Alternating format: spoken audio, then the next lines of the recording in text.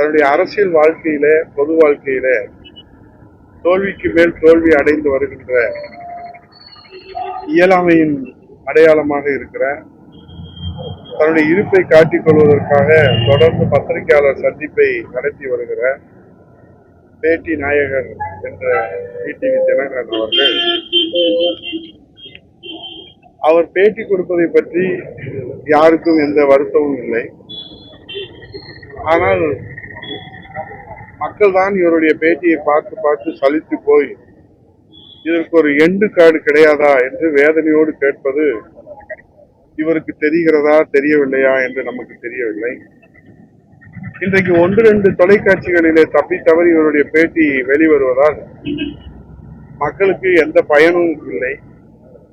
மேலும் காலை, மதியம், மாலை என்று பத்திரிகையாளர் சந்திப்பு நடத்தி வருகின்றாரே, அந்த தகுதியை அவருக்கு வழங்கியது அனைத்து இந்திய அண்ணா திராவிட முன்னேற்ற கழகமும், அனைத்து இந்திய அண்ணா திராவிட முன்னேற்ற கழக தொண்டர்களுடைய உழைப்பும், மாண்புமிகு அம்மா அவருடைய செல்வாக்கும், அண்ணா திராவிட முன்னேற்ற கழகத்துடைய தொண்டர்களின் உழைப்பும் தியாகத்தால் தான் இவர் நாடாளுமன்ற மக்களவை உறுப்பினராகவும் மாநிலங்களவை உறுப்பினர் என்ற தகுதியை பெற்றதை மறந்துவிட்டு இப்போது அனைத்து இந்திய அண்ணா திராவிட முன்னேற்ற கழகத்தையும், அதிமுக தொண்டர்களையும், அதிமுக தலைமையையும் சிறுமைப்படுத்தி பேசி வருவதோடு அழித்து விடுவேன், ஒழித்து விடுவேன் என்று அவரும் ஏறத்தாழ 9 ஆண்டுகளுக்கு மேலே உதாரணத்துத்தான் பார்க்கிறார்.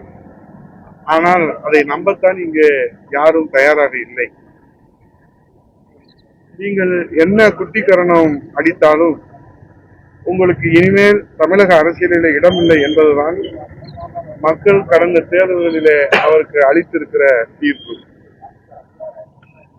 பாரத ரத்னா புரட்சி தலைவர் ஆரம்பித்த கட்சி, அம்மா உயிரையே கொடுத்து வளர்த்த கட்சி, இருவரும் தெய்வங்களின் மறு வடிவமாக புரட்சி தலைவர் எடப்பாடியார் அவர்கள் தன்னை அர்ப்பணித்து தொண்டர்களின் கட்சியை ஒரு சாமானிய தொண்டராக அர்ப்பணிப்பு உணர்வோடு புரட்சி தலைவர் ஐயா எடப்பாடியார் அவர்கள் அனைத்து இந்திய அண்ணா திராவிட முன்னேற்ற கழகத்தை தலைமையேற்று வழிநடத்தி வருவது ஜனநாயகத்தினுடைய பெருமை மிகு அடையாளம் என்று இந்த உலகம் சொல்லுகிறது, இந்திய திருநாடே சொல்லுகிறது, தாய் தமிழ்நாட்டில் 8 கோடி உலக தமிழர்கள் சொல்லுகிறார்கள்.